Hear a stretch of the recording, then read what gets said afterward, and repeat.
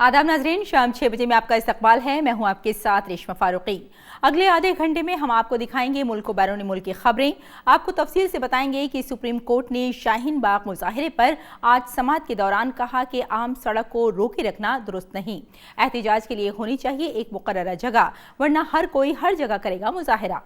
SC/ST तरमीमी कानून 2018 की कानूनी हैसियत को चैलेंज करने वाली 2 दरख्वास्तों पर सुप्रीम कोर्ट ने हुकूमत के फैसले पर लगाई मोहर। लॉस एंजलिस के डॉल्बी थिएटर में ऑस्कर अवार्डों का हुआ ऐलान। पैरासाइट को बेहतरीन फिल्म का ऑस्कर। इन सब के अलावा आलमी और खेल की दुनिया की और भी होंगी अहम खबरें, लेकिन सबसे पहले नजर डालते हैं इस वक्त की सुर्खियों पर। ओहदे की तरक्की में दर्ज फहरिस्त ज़ात व कबाइल के कोटे से मुताल्लिक़ सुप्रीम कोर्ट के फैसले पर समाजी इंसाफ के मरकजी वजीर थावरचंद गहलोत का बयान। कहा, मामले में हुकूमत नहीं थी फरीक, फैसले के आला सतही जायजे की कराई यकीन दहानी। शाहीन बाग एहतिजाजी मुजाहिरे पर सुप्रीम कोर्ट ने कहा, सड़कों को नहीं किया जा सकता है गैर मुअय्यना मुद्दत के लिए बंद, एहतिजाजी मुजाहिरे के लिए होनी चाहिए मखसूस जगह। दिल्ली हुकूमत और दिल्ली पुलिस को नोटिस, अगली समाअत 17 फरवरी को।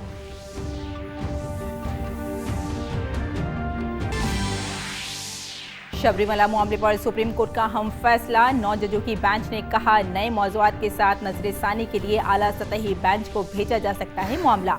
बेंच ने तय किए 7 मामले। 17 फरवरी से होगी बाकायदा समाअत। माहौलियात और जंगलात के वजीर प्रकाश जावड़ेकर ने कहा, जंगली जानवरों की नकल मकानी करने वाले अक़साम के तहफ़्फ़ुज़ के महकमे ने उठाए बड़े कदम। 17 फरवरी को वजीर आज़म नरेंद्र मोदी करेंगे COP 13 कन्वेंशन का आगाज। चीन में कोरोना वायरस से मरने वालों की तादाद हुई 909, मुतासरीन की तादाद 40,000 से ज्यादा। भारत में सख्त चौकसी। केरल में 3 मामलों के पाए जाने के बाद कोई नया मामला नहीं।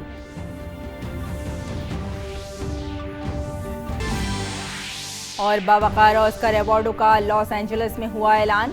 जोकिन फेनिक्स को मिला के लिए मिला बेहतरीन अदाकार और रिनी जेलुविगर को जूडी के लिए बेस्ट एक्ट्रेस का ऑस्कर अवार्ड।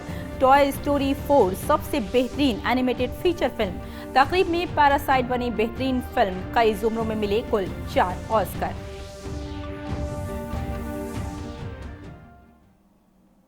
आइए नाजरीन, अब तफसील से खबरों पर नजर डाल लेते हैं। सुप्रीम कोर्ट ने शाहीन बाग में जारी मुजाहिरे के खिलाफ अर्जियों पर आज समाअत के दौरान कहा कि यह एहतिजाजी मुजाहिरा काफी दिनों से चल रहा है, लेकिन आम सड़क को रोके रखना दुरुस्त नहीं है। एहतिजाज के लिए एक मुकर्ररा जगह होनी चाहिए, वरना हर कोई हर जगह मुजाहिरा करेगा। सुप्रीम कोर्ट ने दिल्ली हुकूमत और दिल्ली पुलिस को नोटिस जारी किया और समाअत की अगली तारीख 17 फरवरी तय की।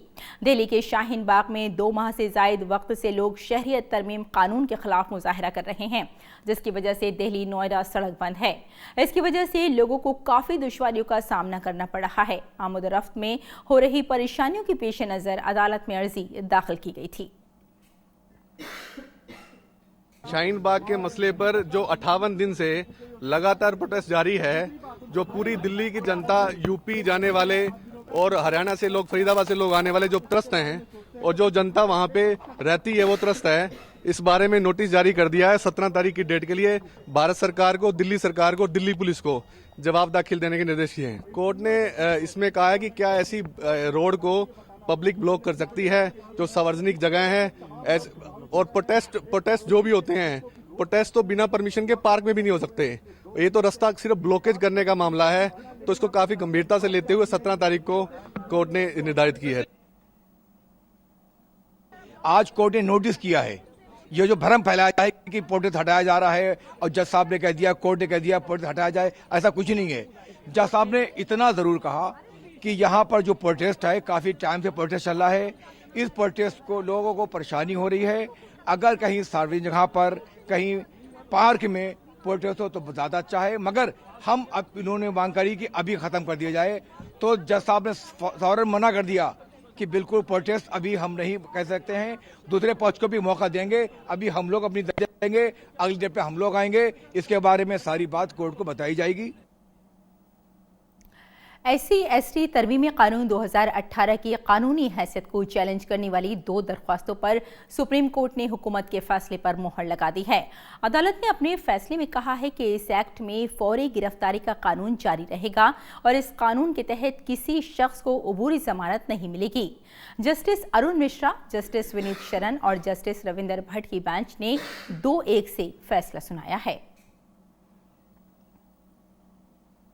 We have challenged that amendment wherein the section 18A was inserted by the government, and section 18A specified that there will be an absolute bar on the anticipatory bail as well as on the preliminary inquiry. That today the court has clarified that there will not be an absolute bar on the anticipatory bail, as well as the court has clarified that the provision of preliminary inquiry that will be read in light of the Lalita Kumari judgment.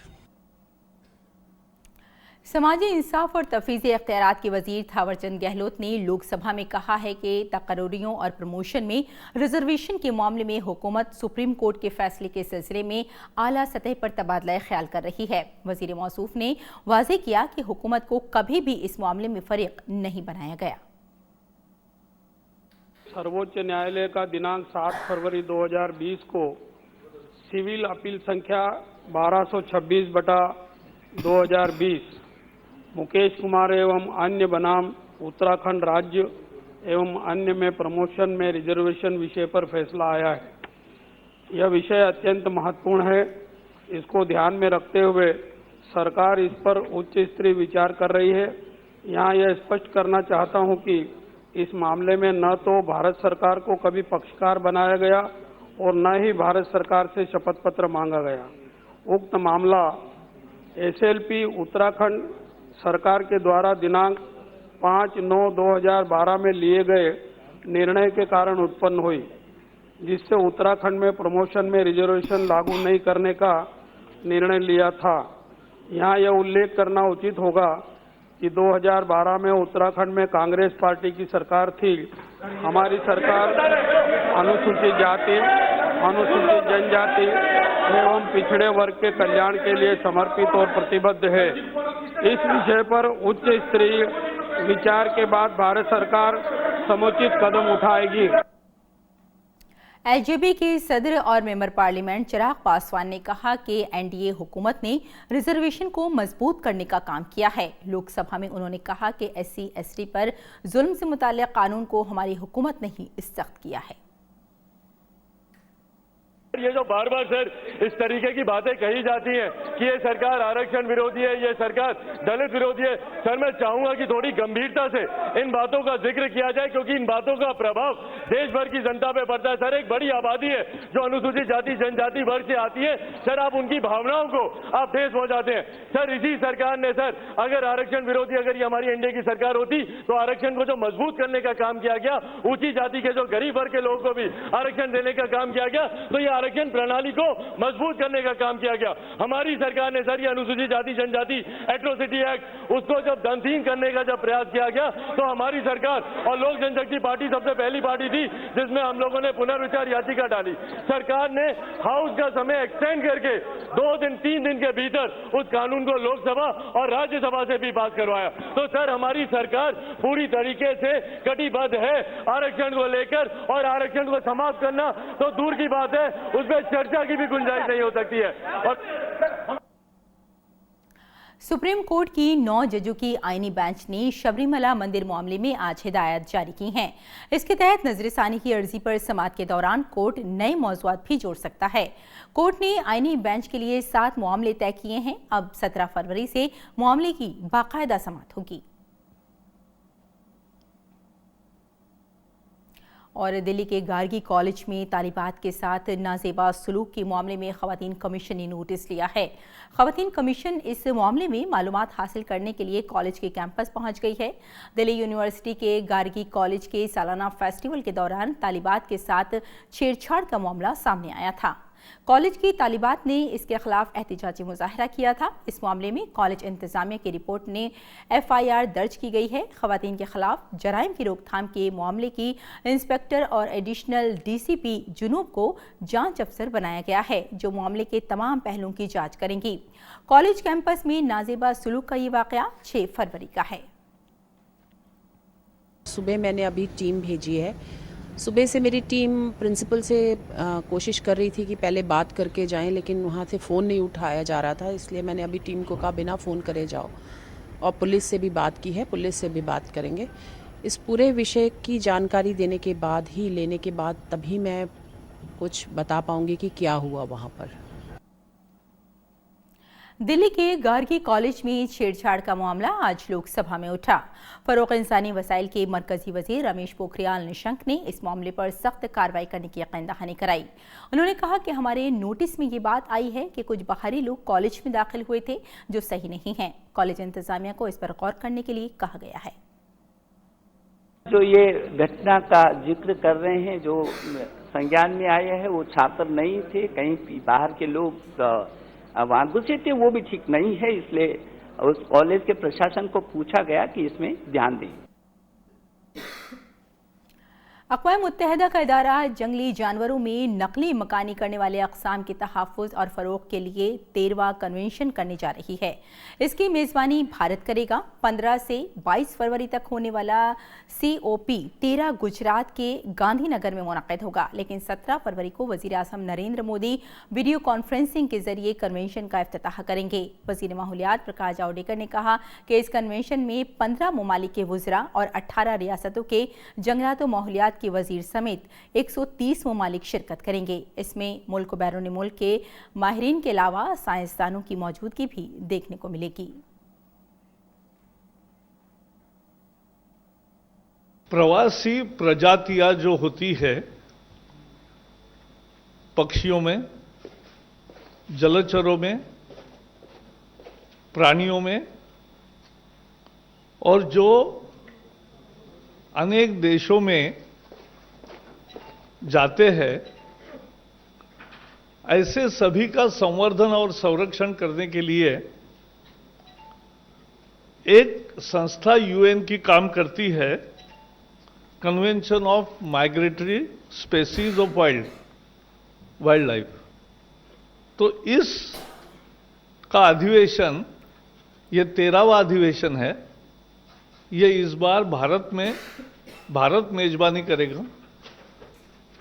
ये गांधीनगर में होगा, गांधी मंदिर में होगा, और प्रधानमंत्री नरेंद्र मोदी इसका video conference के द्वारा उद्घाटन करेंगे। गुजरात के मुख्यमंत्री भी रहेंगे। बाहर के देशों से 15 देशों के मंत्री आ रहे हैं।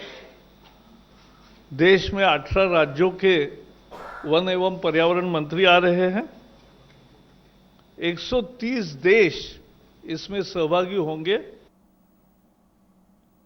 इस कन्वेंशन में आबो हवा की तब्दीली और आलूदगी की वजह से होने वाले मसाइल समेत साइंस के उन तमाम नए तरीक़ों पर भी गुफ्तगू होगी जिसके जरिए जंगली जानवरों के फ़रोग़ और तहफ़्फ़ुज़ को मज़ीद बेहतर किया जा सकता है।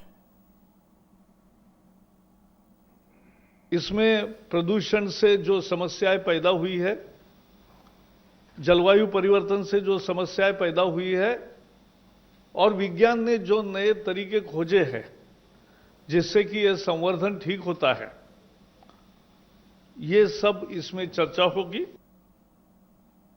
मरकजी वजीर सेहत डॉक्टर हर्षवर्धन ने आज लोकसभा में बोलते हुए कोरोना वायरस पर हुकूमत के जरिए उठाए गए इक़दामात के बारे में जानकारी दी। इस रोग को फैलने से रोकने और सीमित रखने हेतु भारत सरकार ने अनेक कार्य प्रारंभ किए हैं। मैं स्थिति की प्रतिदिन समीक्षा कर रहा हूं। स्थिति पर निगरानी रखने के लिए मेरी अध्यक्षता में एक मंत्री समूह का गठन किया गया है, जिसमें विदेश मंत्री, नागर विमानन मंत्री एवं गृह राज्य मंत्री, नौवहन राज्य मंत्री और स्वास्थ्य तथा परिवार कल्याण राज्य मंत्री शामिल हैं। मंत्रिमंडल सचिव ने स्वास्थ्य, रक्षा, विदेश, नागर विमानन, गृह, वस्त्र, फार्मा, वाणिज्य आदि सभी संबंधित मंत्रालयों और राज्य मुख्य सचिवों सहित अन्य अधिकारियों के साथ दैनिक समीक्षा की है। मेरा अपना मंत्रालय ताजा स्थितियों की निरंतर समीक्षा कर रहा है। राज्यों के साथ हर दूसरे दिन वीडियो कॉन्फ्रेंस का आयोजन किया जा रहा है। हमारे देश में केरल से अब तक 3 पॉजिटिव मामलों की रिपोर्ट आई है। इन सभी मामलों का वुहान, चीन से यात्रा का इतिहास है। इन्हें अलग रखा गया है और इन्हें नैदानिक रूप से स्थिर बताया गया है। और भारत तिब्बत सरहदी पुलिस के छावला अलहदगी कैंप खुसूसी तिब्बी निगरानी में रखे गए चीन से लौटे 406 अफराद के नमूने नेगेटिव पाए गए हैं। इनमें 7 मालदीव के और एक बांग्लादेशी शहरी है। 17 अफराद को गुज़िश्ता 2 दिनों के दौरान एहतियातन नई दिल्ली के सफदरजंग अस्पताल में मुंतकिल किया गया था, जिन्हें वापस मरकज़ में पहुंचा दिया गया है। मरकज़ की वजारत सेहत के अलावा अफसरों की मुख्तलिफ जमातों के जरिए वक्त वक्त पर सहूलतों और हालात का जायजा लिया जा रहा है। सबकी वक्त वक्त पर तिब्बी तरीक़े से इलाज के मुताबिक जाँच भी की जा रही है। और दिल्ली इंतखाबात की वोटों की गिनती कल होगी। वोटों की गिनती कल सुबह 8 बजे शुरू होगी। वोटों की गिनती के लिए 21 मराकिज़ बनाए गए हैं। नीम फौजी दस्ते और दिल्ली पुलिस गिनती के मराकिज़ में इलेक्ट्रॉनिक वोटिंग मशीनों को मल्टी लेवल प्रोटेक्शन मुहैया करा रहे हैं। दिल्ली असेंबली इंतखाबात हफ्ते के रोज़ हुए थे।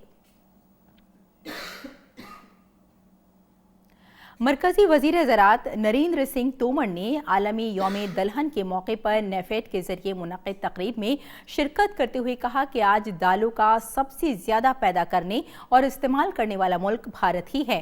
हमें भारत में दालों की पैदावार को मज़ीद बढ़ाने के लिए काम करना होगा, जिसमें हमने काफ़ी हद तक कामयाबी भी हासिल की है।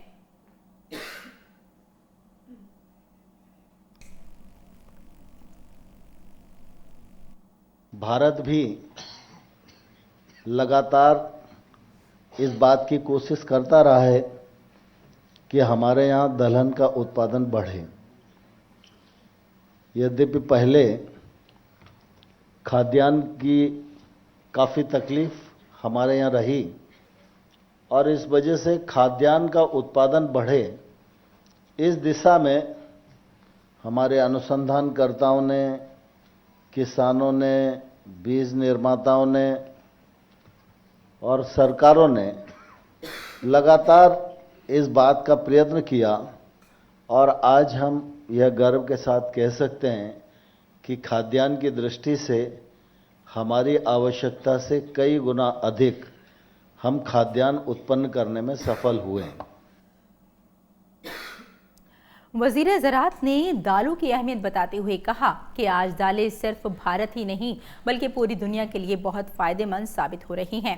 उन्होंने कहा कि आज सब्ज़ी खोरों के साथ साथ गोश्त खोरों के लिए भी दाल अहमियत इख्तियार कर गई है।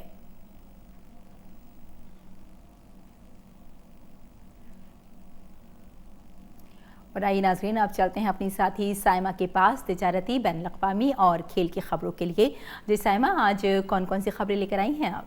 बहुत बहुत शुक्रिया रेशमा। आज की हमें अहम और ख़ास खबरों से वाकिफ़ कराने के लिए खबरें अभी और हैं, लेकिन सबसे पहले बात करते हैं तिजारत और मईशत की।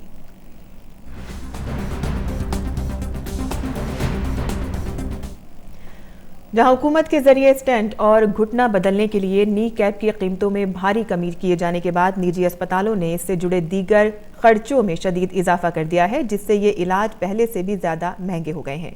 इसी के पेश नज़र हुकूमत को एम्स वाले खर्च को सभी निजी अस्पतालों के लिए भी नाफिज करना चाहिए। समाजवादी पार्टी के प्रोफेसर राम गोपाल यादव ने राज्यसभा में वक्फा सिफर के दौरान कहा कि स्टेंट की कीमतों में भारी कमी सिर्फ all India medical sciences institute में ही इसे मौसर अंदाज में नाफिज की गई। निजी अस्पतालों ने स्टेंट और नी कैप की कीमतों में कमी कर दी है, लेकिन मेडिकल फीस और दीगर तशखीसी तरीक़ेकार की फीस के साथ ही अस्पताल के कमरे के किराए में भी भारी इजाफा कर दिया है, जिसकी वजह से स्टेंट डलवाना पहले के मुकाबले में महंगा हो गया है। वहीं तेलंगाना के इंफॉर्मेशन टेक्नोलॉजी के वजीर ने जिला वारंगल में सीनियट आईटी कंपनी की ब्रांच का इफ्तिताह किया। इस कंपनी ने मरीकुंडा में अपनी ब्रांच के क़याम के लिए 2016 में हुकूमत से खरीदी थी। इस नई ब्रांच को 25 करोड़ रुपए की मालियत से तामीर किया गया है। और अब बात करते हैं आलमी खबरों की।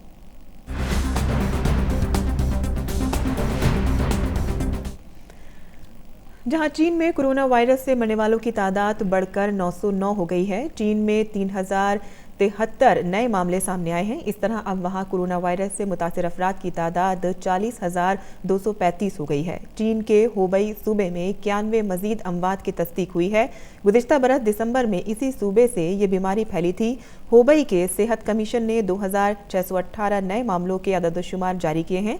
कोरोना वायरस की वजह से वहाँ हालात अब इंतहाई संगीन हो गए हैं, क्योंकि इस वायरस से मरने वालों की तादाद सांसों की बीमारी वाले सारस वाले वायरस के शिकार होने वालों की तादाद से भी ज़्यादा हो चुकी है। आलमी सेहत तंजीम ने कहा है कि रोज़ाना मुतासिर होने वाले नए अफराद की तादाद फ़िलहाल मुस्तहकम है, लेकिन इस मामले में किसी भी नतीजे पर पहुंचना अभी जल्दबाजी होगी। इसी दरमियान अमेरिका ने नोवल कोरोना वायरस के तेज़ी से फैलने पर रोक लगाने के लिए चीन और दीगर मुतासरा ममालिक को $10 करोड़ देने की पेशकश की है। और दुनिया भर में कोरोना वायरस तेजी से फैल रहा है। अब तक 27 ममालिक इसकी जद में आ चुके हैं। कोरोना वायरस ने यूरोप में भी अपने दस्तक दे दी है। फ्रांस में इस वायरस से कई अफराद मुतासर हैं। इसी दौरान कल वुहान से 35 फ्रांसीसी शहरियों को ले जा रहा एक तैयारा जनूबी फ्रांस के एक फौजी एयरबेस पर पहुंचा। इन तमाम मुसाफिरों की जांच की गई। जांच रिपोर्ट आज आने की उम्मीद है। और ईरान ने कल कामयाबी के साथ खला में एक सैयारचे को भेजा, लेकिन ये मदार तक नहीं पहुंच पाया। इससे ईरान के खलाई प्रोग्राम को धचका लगा है। मुल्क में 21 फरवरी को पार्लिमानी इंतखाबात और इस्लामी इनकलाब की 41वीं सालगिरह से कबल इस सैयारचे को जफर यानी कि विक्ट्री नाम दिया गया था। गुज़िश्ता 7 माह में 2 मरतबा ईरान और अमेरिका के दरमियान कशीदगी की सूरत हाल पैदा हुई। तेहरान और वाशिंगटन के दरमियान तवील अरसे से जारी तनाज़े ने एक नया रुख ले लिया है, जबकि अमेरिकी सदर डोनाल्ड ट्रंप ने ईरान के एटमी प्रोग्राम को मंसूख कर दिया। साथ ही ईरान के बैलिस्टिक मिसाइलों की तौसी पर पाबंदी लगा दी है। वहीं बरतानिया की बात करें तो बरतानिया में तूफान सैयारा के असर से शदीद बारिश और 150 किलोमीटर फी घंटे की रफ्तार से हवा चल रही है। इसके असर से एक बड़े इलाके में सैलाब आ गया है। बारिश की वजह से नदियों में तुगयानी आ गई है, दरख्त उखड़ गए हैं और इमारतों को नुकसान पहुंचा है। खराब मौसम की वजह से 30,000 से ज्यादा मकानों में बिजली की सप्लाई नहीं हो रही है और कई खेल मुकाबले भी खराब मौसम की वजह से मनसूख कर दिए गए हैं। सैकड़ों परवाजें भी मनसूख हो गई हैं और रेलवे ने लोगों से सफ़र ना करने को कहा है। महकमे मौसमियात ने मशवरा दिया है कि साहिली इलाकों में ऊंची लहरें उठने और भारी मलबा बहने से नुकसान हो सकता है। और अब खबरें खेल के मैदान से।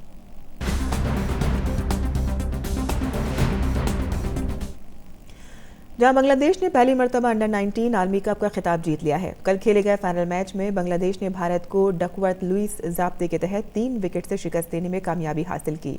41 ओवर के बाद बारिश की वजह से मुकाबले को कुछ देर के लिए रोकना पड़ा।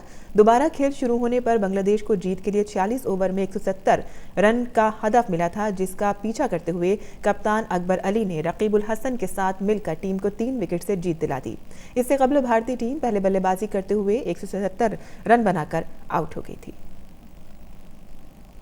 वहीं Ladakh scouts regiment centre LSRC ने खेलो इंडिया आइस हॉकी टूर्नामेंट का पहला एडिशन जीतने में कामयाबी हासिल की है। लेह के NDS इंडोर स्टेडियम में खेले गए दिलचस्प फाइनल मैच में LSRC ने ITBP को 3-2 से शिकस्त दी। और अब कुछ और दिलचस्प और अहम खबरों के लिए वापस चलते हैं अपनी साथी रेशमा के पास। बहुत शुक्रिया साइमा, हम तक तिजारती, बैनुल-अक़वामी और खेल की खबरें पहुंचाने के लिए। और नाज़रीन, अब कुछ और अहम और दिलचस्प खबरें।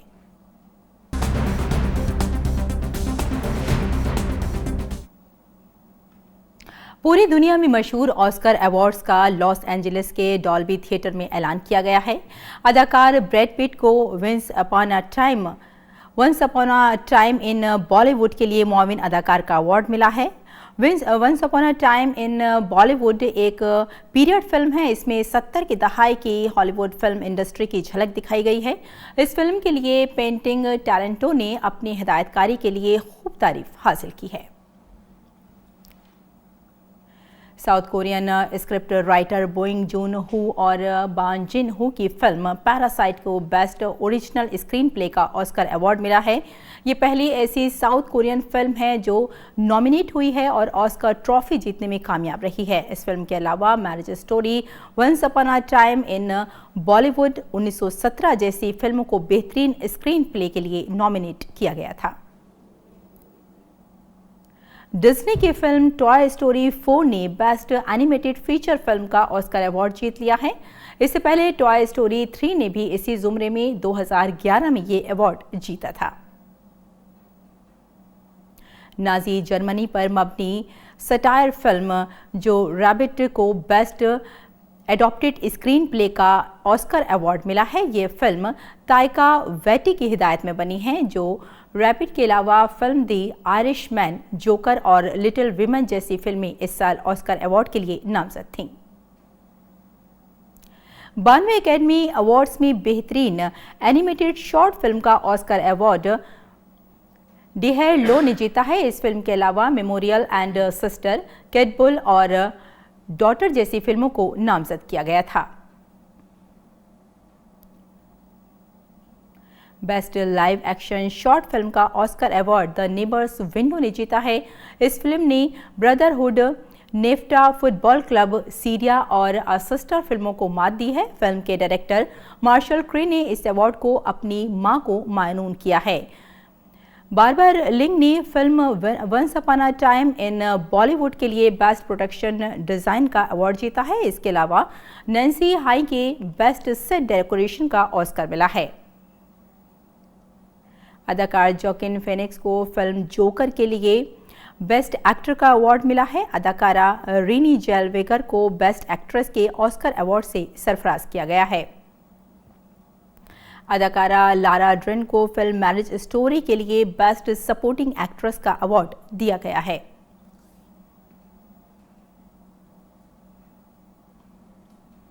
और नाज़रीन, शाम 6 बजे में अब वक्त हो चला है आपसे रुखसत होने का, लेकिन जाने से पहले आपको दिखाते हैं इटली में चल रहे वेनस कार्निवल की कुछ झलकियां।